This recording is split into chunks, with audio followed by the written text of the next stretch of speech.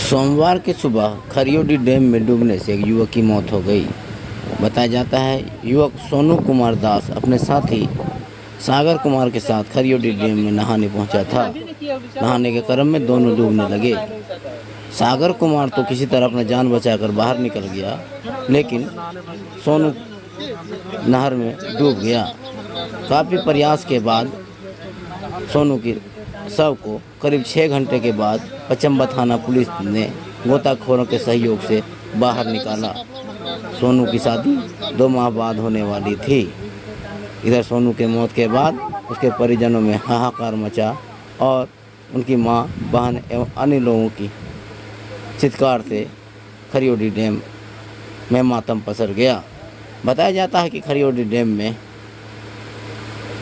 हमेशा किसी न किसी युवक की डूबने से मौत होती रहती है। बताया जाता है कि डैम निर्माण के बाद अब तक आधा दर्जन से ज़्यादा लोगों की मौत इस डैम में डूबने से हो चुकी है।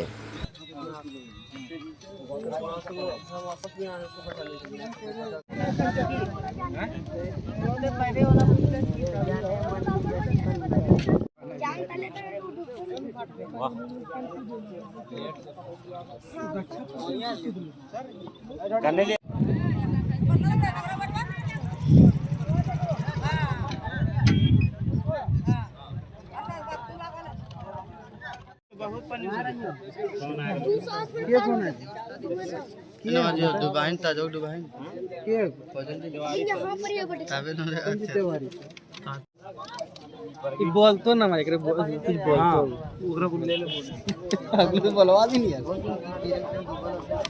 चीज बताना, चूंकि अब इतना लंबा चौड़ा है, कहाँ है नहीं है, तो तुम्हें बताएगा तो काम करने में आसानी होगी। अगले बगल से गोती है तुम्हारा कि दोस्त है जैसे हमको थे। उसके बाद वो आगे निकलने लगा तो फिर उससे आगे हम निकले तो अचानक से वहीं डूब गया। उसको निकालने की कोशिश की, निकाल नहीं पाए। अच्छा, तो निकालने की कोशिश की, आप नहीं निकाल पाए ना? नहीं निकाल पाए। फिर ये लोग भी बुलाए, ये लोग भी कोशिश किया, नहीं निकाल पाए। सबको चिल्लाने लगा, लेकिन